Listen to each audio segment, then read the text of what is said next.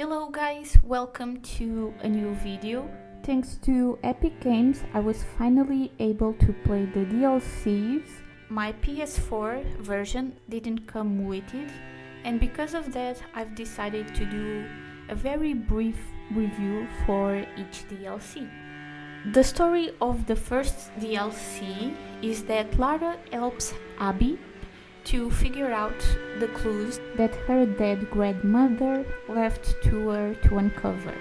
To be honest, I really dislike this DLC. You start by finding 3 pieces of an artifact that shows you the location of the forge. This part was okay, but when I reached the forge, I thought the level design was very confusing and boring.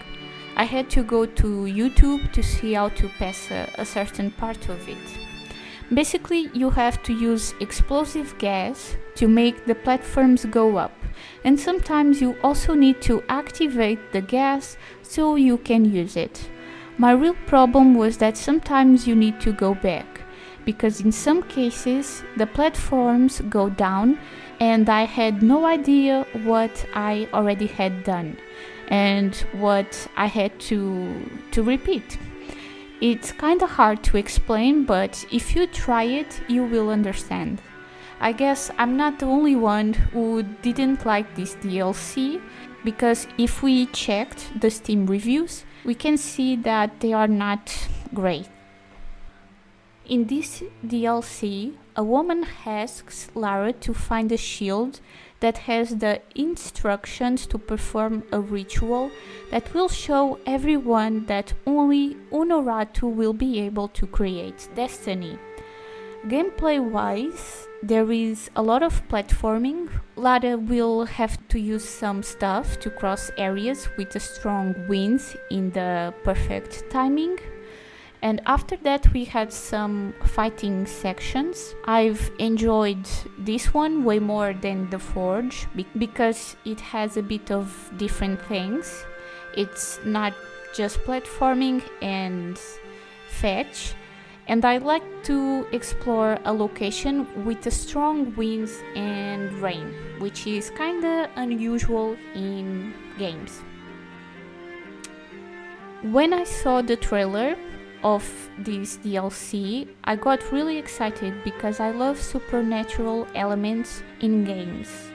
This time the story is about getting a poison that can help the rebellion win. To get it, Lara needs to overcome a nightmare and beat a trial. Before the nightmare, there is a lot of platforming.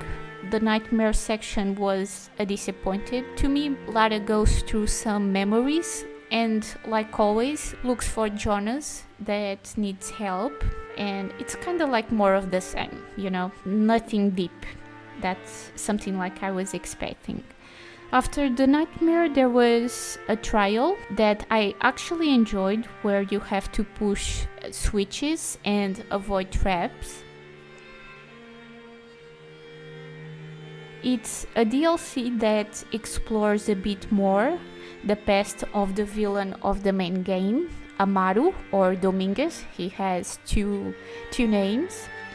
Lara discovers the tomb of his brother and the reason why Amaru blames himself for his brother's death. In terms of gameplay, I thought that was also fun. It has 2 puzzles and also has climbing and fighting sections. Basically, it has a bit of everything, just like how I like it.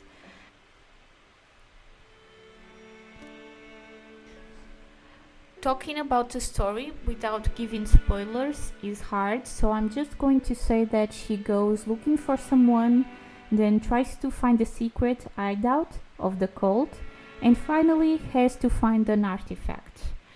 In the beginning and end, we have fighting sections, and in the middle we have a long section to avoid obstacles and traps. It's also the first DLC that doesn't have a puzzle. I found the part with the traps and obstacles challenging, but otherwise it didn't captivate me as much as the other DLCs.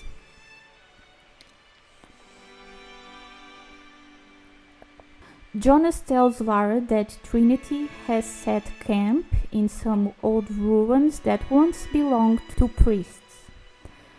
Abby thinks this might be the reason behind the tremors. Lara offers to find out what's going on. In terms of gameplay, it has the same elements as the previous DLC and also doesn't have a puzzle. However, I love the atmosphere in this tomb, especially the crocodile, which I thought was beautiful. The challenge here is avoiding the traps and figuring out how you can continue to climb as you pull all the levers that also make the crocodile go up. The second fighting section also had a more interesting atmosphere. The story is simply Lara finding out what happened to Yaxil after we finished the main story of the game. Apparently they disappeared after that. The gameplay was fun. I enjoyed the puzzles even if they were easy, and the fighting sequence was a bit more challenging since there was a guy with a machine gun. I also loved the environment in this tomb.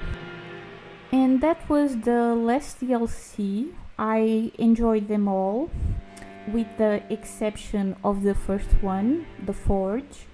Their stories are not great, but to be honest, I also thought that the main story of the game wasn't that great either. I think that the Price of Survival DLC has the best story because it adds more to Dominguez's character. So the question is if you should get these DLCs. I think they are very expensive for the time you take to complete them. They are less than an hour, so I think it's preferable to get the special edition that comes with all of them. If you already played them, I would also love to know your opinion about them in the comments. So like always, don't forget to leave a like and subscribe if you're new. Until next time, bye bye!